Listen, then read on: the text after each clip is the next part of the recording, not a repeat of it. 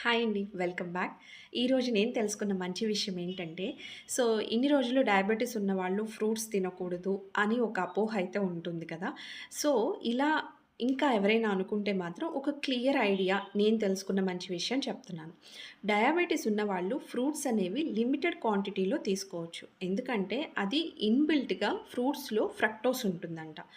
దానివల్ల మనం తీసుకున్న ప్రాబ్లమ్ ఉండదు. కానీ తీసుకోకూడనిది డయాబెటిస్ ఉన్నవాళ్ళు ఫ్రూట్ జ్యూసెస్ అండి. మీరు ఎప్పుడైతే డైరెక్ట్ ఫ్రూట్‌లో ఉన్న ఫైబర్‌ని సెపరేట్ చేసేసి జ్యూస్ తీసుకుంటున్నారో, అది బాడీలోకి వెళ్ళిన వెంటనే మన బాడీలో ఉన్న బ్లడ్ షుగర్ లెవెల్స్‌ని స్పైక్ చేస్తుందంట. అంటే ఇంక్రీజ్ చేస్తుంది. సో, కంపల్సరీ 100% డయాబెటిస్ ఉన్నవాళ్ళు అవాయిడ్ చేయాల్సింది ఫ్రూట్ జ్యూసెస్. డయాబెటిస్ ఉన్నవాళ్ళే కాదండి, నార్మల్ మనమైనా సరే బ్లడ్ షుగర్ లెవెల్స్ అనేవి ఇంక్రీజ్ అవ్వకుండా ఉండాలి అంటే అది డైరెక్ట్ షుగర్ కాంపోనెంట్స్ అనమాట.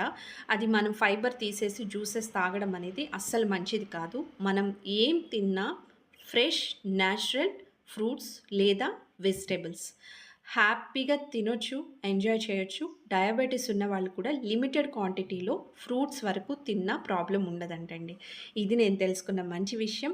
ఈ ఇన్ఫర్మేషన్ మీకు ఎవరికైనా తెలియని వాళ్ళకి యూజ్ అవుతుందన్నట్లుగా నేను షేర్ చేసుకుంటున్నానండి. వీడియో నచ్చినట్లయితే లైక్ చేయండి, షేర్ చేయండి. ఇలాంటి మరిన్ని ఇన్ఫర్మేషన్ వీడియోస్ కోసం తప్పకుండా సబ్స్క్రైబ్ చేసుకోండి. థ్యాంక్ యూ అండి.